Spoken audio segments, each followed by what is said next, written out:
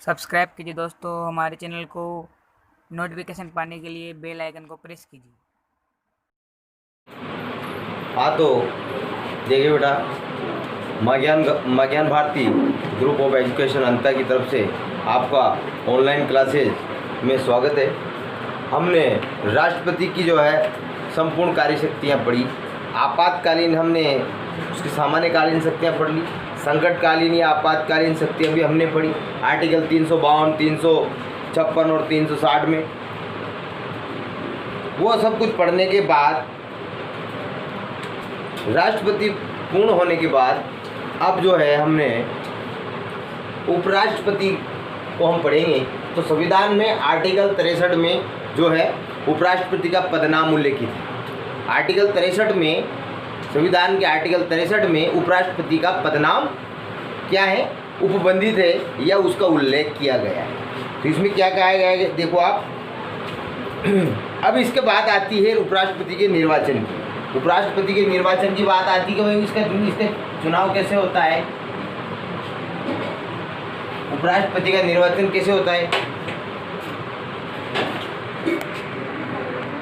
तो आज हम बात कर रहे हैं उपराष्ट्रपति के बारे में। तो उपराष्ट्रपति का जो पदनाम है वो हमारे संविधान में आर्टिकल 63 में उपबंधित है, या इसकी व्याख्या की गई कि उपराष्ट्रपति भी जो है हमारे संविधान में कोई व्यक्ति होगा। ठीक है। अब इसका जो निर्वाचन है वह संसद की संयुक्त बैठक में होता है। संसद के दोनों सदन मिलकर इसका निर्वाचन करते हैं संयुक्त बैठक में। और निर्वाचन जो है एकल संक्रमणीय मतपत्र की गुप्त मतदान पद्धति से होता है। ठीक है। अब दोनों इसमें बराबर रूप से भागीदार रहते हैं। कौन कौन? लोकसभा और राज्यसभा उपराष्ट्रपति के चुनाव के लिए। तो इसमें कहा गया है कि भारतीय संविधान के 63वें अनुच्छेद में उपराष्ट्रपति की पद की व्यवस्था की गई है। किस पद की व्यवस्था की गई है? आर्टिकल 63 में उपराष्ट्रपति पद की।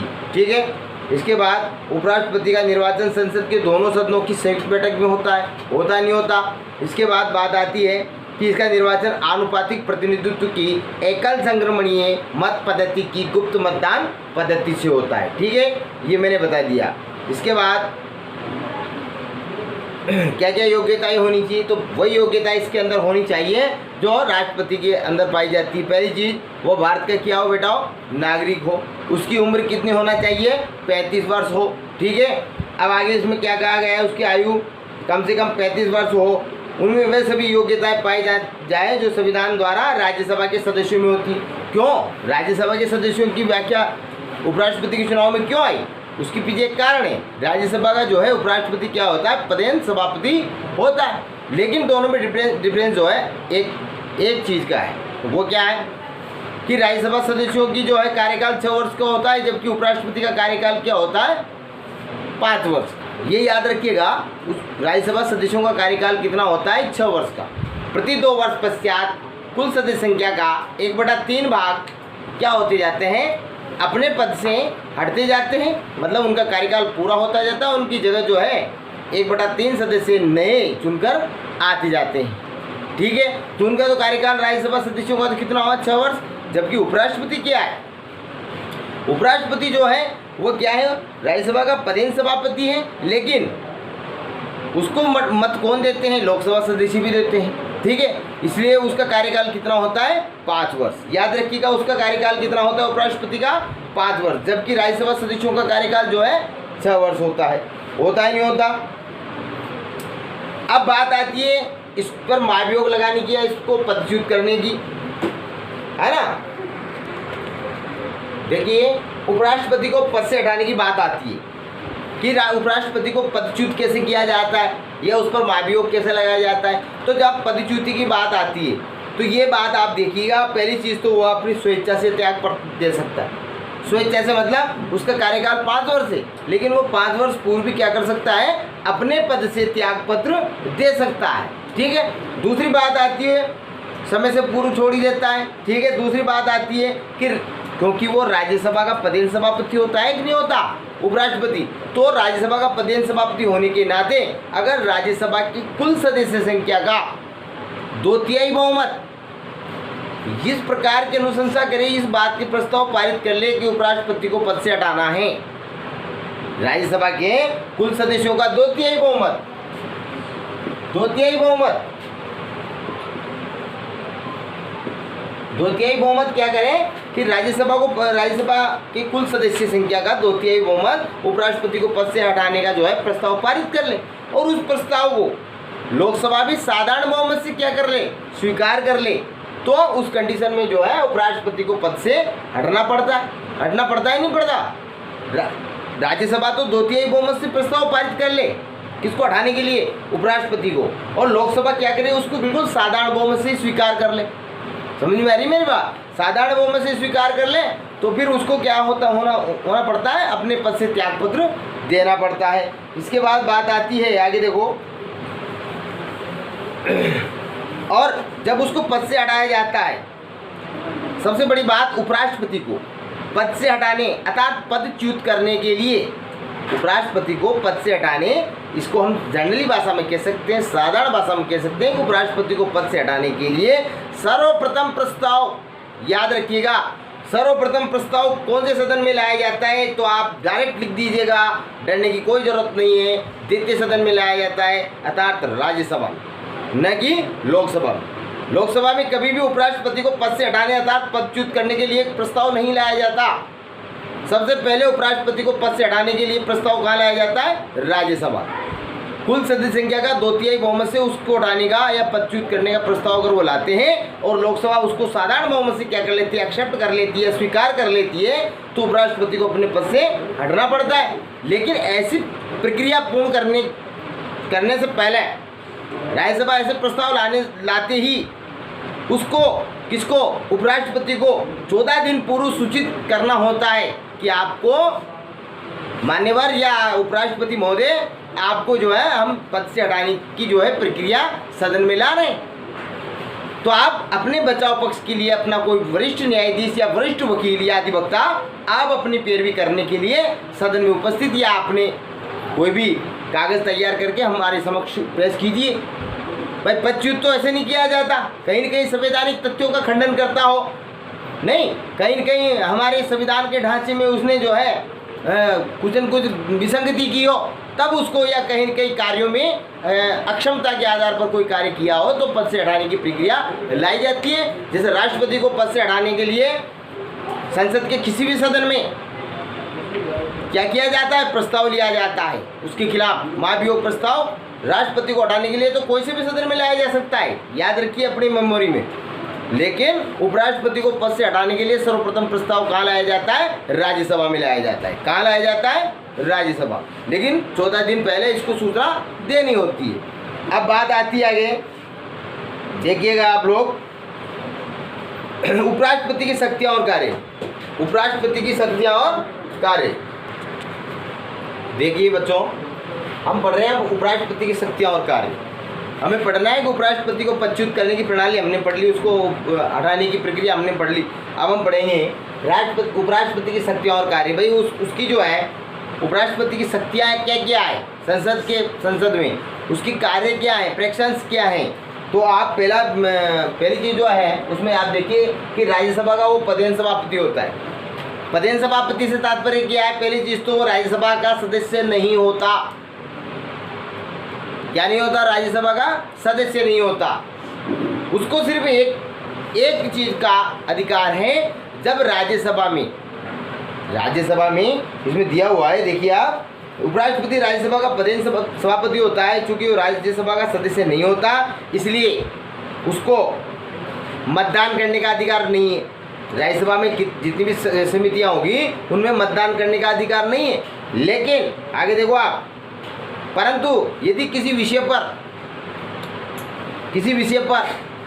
कोई विषय हो, उस पर पक्ष और विपक्ष के बराबर मतदान आ जाए, राज्यसभा में किसी भी बात को लेकर वोटिंग हो रही हो, है ना, समझ रहे हो मेरी बात को, वोटिंग हो रही हो, तो उस समय पहली चीज़ तो उसको मत देने का अधिकार नहीं। लेकिन किसी चीज़ पर क्या हो रहा हो, वोट डल रहे हो, तो पक्ष और विपक्ष के बराबर मत आ जाए, तो वो क्या करता है, अपना निर्णायक मत दे देता है। कौन दे देता है निर्णायक मत, उपराष्ट्रपति। तो एक निर्णायक मत जाने से जिस पक्ष में जाएगा उस पक्ष की विजय होगी नहीं होगी, इसलिए इसको पदेन सभापति कहा जाता है। आगे देखिए आप, इसमें उपराष्ट्रपति का सबसे प्रमुख कार्य, याद रखिएगा, उपराष्ट्रपति क्या करता है, राज्यसभा में क्या कर देता है, अपना निर्णायक मत देता है। क्या देता है, क्या देता है, निर्णायक मत। निर्णायक मत देता है। क्या देता है, क्या देता है वो, अपना निर्णायक मत देता है। ये चीज इंपॉर्टेंट है इसके लिए। अगर राज्यसभा में पक्ष और विपक्ष में बराबर मत आ जाते हैं, ठीक है, उस समय क्या करता है उपराष्ट्रपति, अपना निर्णायक मत देकर किसी भी पक्ष को, चाहे पक्ष के पक्ष में दे वो अपना मत, या विपक्ष के पक्ष में भी अपना मत दे, जिधर उसको लगता है कि ये पक्ष युक्ति संगत है तो उस पक्ष में अपना मत देकर उसको विजय कर देता है। तो पहली चीज मैंने बताया आपको कि राज्यसभा का जो है वो सदस्य नहीं होता, इसलिए उसका कार्यकाल 6 वर्ष भी नहीं होता है क्या, उसका कार्यकाल भी 5 वर्ष का होता है, और वो कभी भी किसी भी चुनाव में अपने मत का प्रयोग नहीं करता, लेकिन वो क्या करता है, निर्णायक मत का प्रयोग करता है। पक्ष और विपक्ष में समान मत आ जाने पर क्या करता है, अपने निर्णायक मत का प्रयोग करता है। आगे देखिए और क्या शक्ति है इसकी।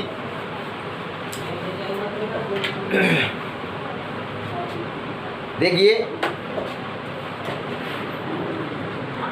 अब बात कर रहे हैं उपराष्ट्रपति की शक्ति और कार्य की। तो पहला हमने पढ़ लिया कि वो राज्यसभा का क्या होता है, पदेन सभापति होता है, निर्णायक मत का प्रयोग करता है। इंपॉर्टेंट चीज़ मैंने बताया आपको, निर्णायक मत का प्रयोग करता है। उसको हटाने के लिए सबसे पहले प्रस्ताव अर्थात अविश्वास प्रस्ताव भी राज्यसभा में लिया जाता है। क्यों, क्योंकि वो राज्यसभा का पदेन सभापति होता है। बात आती है दूसरी कंडीशंस की, उपराष्ट्रपति के, सॉरी यहाँ पे जो मैंने गलत लिख दिया, राष्ट्रपति की अनुपस्थिति में, यहाँ गलत लिख दिया थोड़ा सा, राष्ट्रपति की अनुपस्थिति में उसके पद का कार्यभार संभालना। देखो आप, अगर राष्ट्रपति महोदय कहीं दूसरे देश के प्रवास पर हैं, दूसरे देश में गए हैं, ठीक है, या वो अभी मतलब संसद के अंदर नहीं है, या फिर कहीं भी कोई कार्य में व्यस्त है या बीमार हैं, ठीक है, या फिर उन पर महाभियोग लग गया हो, राष्ट्रपति का चुनाव नहीं हुआ हो, ठीक है, कहीं दूसरे देश में प्रवास पर गए हैं, तो उनकी अनुपस्थिति में राष्ट्रपति की सभी कार्य और पद,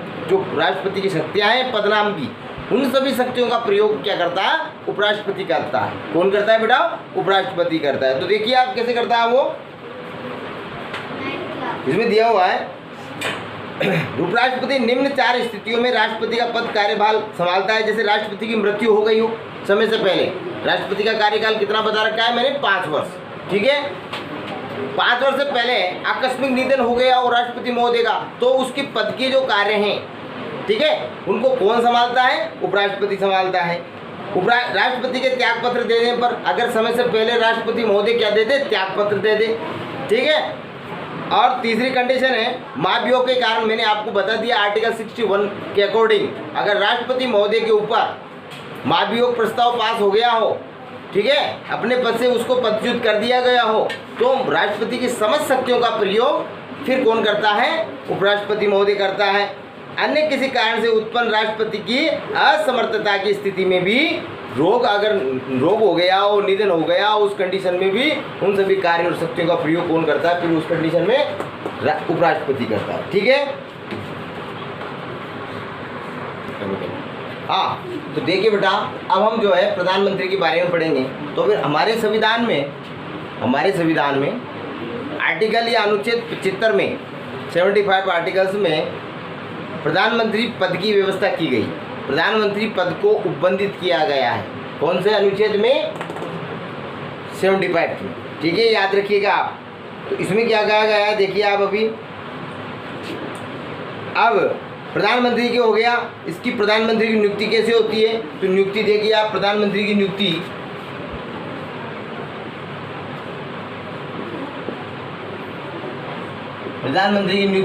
कैसे होती है, संविधान में उपबंधित है कि प्रधानमंत्री की नियुक्ति राष्ट्रपति करेगा। कौन करेगा, राष्ट्रपति करेगा। प्रधानमंत्री कौन होता है, सदन का नेता। प्रधानमंत्री कौन होता है, सदन का नेता। क्यों होता है, इसके पीछे एक लॉजिक है। जिस दल का बाहुल्य सर्वाधिक है, राष्ट्रपति महोदय उस दल के मुखिया को उस दल को सदन में सरकार बनाने के लिए क्या करता है, आमंत्रित करता है, इनवाइट करता है कि आप आइए, आपका जो है सदन में अच्छा बहुमत है, आप सरकार बनाइए, ठीक है। तो उस दल का जो मुखिया होता है वो क्या होता है, प्रधानमंत्री होता है। उसको लोकप्रिय नेता भी कहा जाता है। सदन के लोकप्रिय नेता आ जाए, क्वेश्चन आ जाए कि सदन का लोकप्रिय नेता किसे कहेंगे, प्रधानमंत्री। केंद्र सरकार के संदर्भ में प्रधानमंत्री, राज्य के विधानमंडल के संदर्भ में मुख्यमंत्री सदन का लोकप्रिय नेता होता है, ठीक है। आगे देखिए आप, संसदात्मक प्रणाली के मूलभूत सिद्धांत के अनुसार राष्ट्रपति लोकसभा में बहुमत दल के नेता को प्रधानमंत्री पद पर नियुक्त करने के लिए बाध्य है। सबसे बड़ी कंडीशंस हमारे संविधान में ये बाध्यता है। ये बाध्यता किसके लिए, फाउंडेशन किसके लिए है, राष्ट्रपति महोदय के लिए, कि जिस दल का बहुमत सर्वाधिक है संसद के अंदर, मान लीजिए लोकसभा के अंदर, उस दल को वो सरकार बनाने के लिए क्या करें, इनवाइट करें। ऐसी व्याख्या लिखी हुई है किसमें, हमारे संविधान में। आगे क्या तो ऐसी बाध्यता बताई संविधान में, ऐसी बाध्यता बताई जो मैंने आपको बताई कि उसमें क्या करता है, जिस दल राष्ट्रपति महोदय जिस दल का जो है बहुमत सर्वाधिक है उसको आमंत्रित करता है। लेकिन कभी कभी विशेष कंडीशन भी हो जाती है। मान लीजिए किसी भी दल का उचित नहीं है सदस्यों की संख्या, अगर मेलजोल से सरकार बन रही है, गठजोड़ से सरकार बन रही है, गठबंधन से सरकार बन रही है, बनती नहीं बनती, कई बार गठबंधन से भी बनती है, गठजोड़ से भी बनती है, एक ही बात है, सिमिलर वर्ड है। तो उस कंडीशन, अब देखिए अब हम पढ़ रहे हैं प्रधानमंत्री के कार्य, शक्तियाँ और अधिकार। उसकी नियुक्ति पढ़ ली हमने कि प्रधानमंत्री की नियुक्ति जो है हमारे संविधान में आर्टिकल 75 में उपबंधित है, या आर्टिकल 75 में जो है प्रधानमंत्री पद नाम की व्याख्या की गई, ठीक है। अब प्रधानमंत्री की नियुक्ति हो गई, होने के बाद उसकी कार्य क्या है, उसके बाद पावर्स क्या है, शक्तियाँ क्या है, उसके बाद राइट्स क्या है, अधिकार क्या है, ये चीज़ें अब अपन को देखनी है। तो पहली चीज़ न्यू कहा गया है कि संसदात्मक व्यवस्था में, संसदात्मक व्यवस्था हमने कहा नहीं इंग्लैंड से, ग्रेट ब्रिटेन से, ठीक है। तो संसदात्मक शासन व्यवस्था के अंतर्गत प्रधानमंत्री की संविधान भवन रूपी वृत्तखंड की मुख्य शिलाएं, मतलब मुख्य चट्टान है। कहने का मतलब वो जो उसका मंत्रिपरिषद है वो क्या है, वृत्ताकार खंड है। उसके अंदर केंद्र के रूप में कौन बैठा हुआ है, प्रधानमंत्री। याद रहेगा ये चीज़। अब इसका जो है पहली चीज़ आ जाती है कि प्रधानमंत्री के कार्य क्या है। तो पहली चीज़ आती है इसकी कि मंत्रिपरिषद का निर्माण करता है।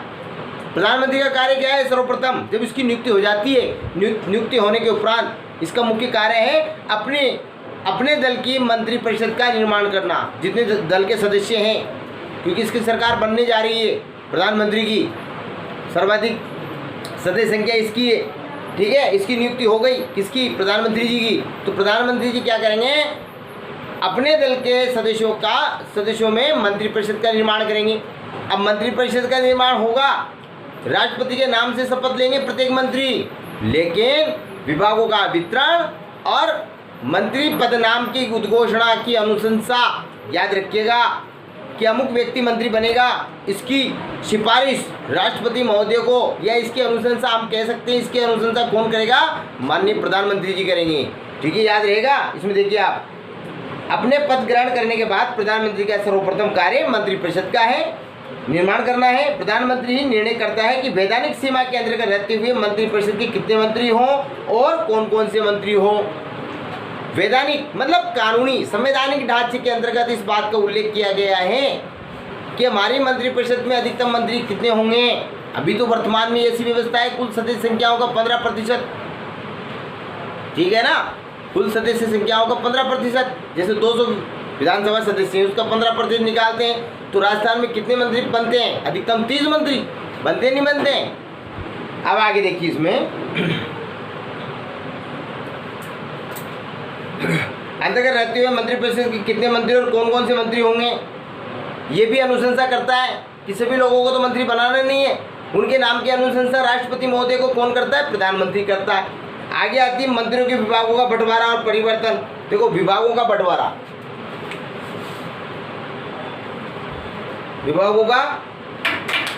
विभागों का बंटवारा देखिए। अब मंत्रिपरिषद में जो है मंत्रिपरिषद का निर्माण करता है, मतलब उनके नामों की अनुशंसा करता है कि अमुक व्यक्ति कौन कौन मंत्री बनेंगे, इन नामों के अनुशंसा को प्रेषित करता है प्रधानमंत्री। ठीक है, अब दूसरी कंडीशन अब बात आती है कि मंत्रियों में विभागों का बंटवारा और परिवर्तन। तो विभागों का बंटवारा कैसे करता है ये देखो, जिस मंत्री को जिस विभाग की जानकारी है, जैसे मान लीजिए आप किसी भी अमुक व्यक्ति को प्रधानमंत्री जी शिक्षा मंत्री बनाने की राष्ट्रपति को जो है अनुशंसा कर रहे हैं, ठीक है, तो उसको शिक्षा विभाग की जानकारी होना चाहिए। पहले शिक्षा विभाग का कोई अधिकारी रहा हो, कोई अध्यापक रहा हो, कोई व्याख्याता रहा हो, मतलब उसको शिक्षा विभाग की जानकारी होगी, तब जाके प्रधानमंत्री जो है उसको शिक्षा विभाग के मंत्री बनाने के नाम की अनुशंसा राष्ट्रपति महोदय को करेंगे। चिकित्सा विभाग की अमुक व्यक्ति को जानकारी होगी तभी बनाएंगे। अब मान लीजिए किसी को उस क्षेत्र का बिल्कुल कार्य अनुभव नहीं है, कार्यगत संरचना का अनुभव नहीं, स्ट्रक्चरली पता नहीं है उसको किसका धरातल क्या है, तो बताओ उस विभाग का मंत्री वो मंत्री की जिम्मेदारी का निर्वहन कर पाएगा? नहीं कर पाएगा। इसलिए ये स्वविवेक पर निर्भर करता है प्रधानमंत्री जी के कि जिस अमुक व्यक्ति की वो जिस मंत्री पद के लिए सिफारिश कर रहे हैं या अनुशंसा कर रहे हैं, तो क्या उसमें पूर्व कार्यगत अनुभव है? कार्यगत अनुभव को देखते हुए उसके नाम की अनुशंसा की जाती है राष्ट्रपति महोदय को। इस प्रकार कहा गया है कि मंत्रियों में विभागों का बंटवारा और परिवर्तन। परिवर्तन का मतलब ऐसा नहीं कि एक बार मंत्री बना दिया 5 साल के लिए, चिकित्सा मंत्री जी बना दिए, अब उनके अनुभव में कोई अगर कमी आती है, कार्यगत शैली में कोई अंतर आता है, तो उनको विभागों में उनके विभाग में जो है परिवर्तन भी करा दिया जाता है, क्योंकि वह कार्यगत शैली को देखा जाता है, परखा जाता है, क्योंकि वो जन कल्याणकारी योजना है जो सरकार के द्वारा बनाई गई है। अगर वो धरातल की पृष्ठभूमि पर नहीं लाते हैं मंत्री महोदय, सरकार की नीतियों को उजागर नहीं करते हैं, लोगों तक लाभान्वित नहीं पहुंचाते हैं लाभ को, तो सरकार को, मुखिया को अर्थात प्रधानमंत्री जी को ये पता लग जाए कि ये अपने विभाग का अच्छा कार्य नहीं कर रहा है, तो उसको दूसरा विभाग दे दिया जाता है। या तो परिवर्तन का मतलब समझ में आ गया। तो देखिए बेटाओ, हम पढ़ रहे हैं प्रधानमंत्री की कार्य शक्तियाँ और अधिकार, तो हमने उसके दो पॉइंट पढ़ लिए। तीसरे पॉइंट की बात आती है कि मंत्रिपरिषद का कार्य संचालन वो करता है। कैसे करता है कि जिस तरह मंत्रिपरिषद की बैठक होती है, तो प्रधानमंत्री पहले बैठक किसके लिए आयोजित की गई उसके मूल बिंदुओं को लिखवाता है, अर्थात एजेंडा तैयार करवाता है, और उस एजेंडे पर जो है क्या करता है, मंत्रिपरिषद की बैठक में उस एजेंडे के ऊपर क्या करता है, वार्तालाप करता है। ठीक है, तो उसके बाद देखिए आप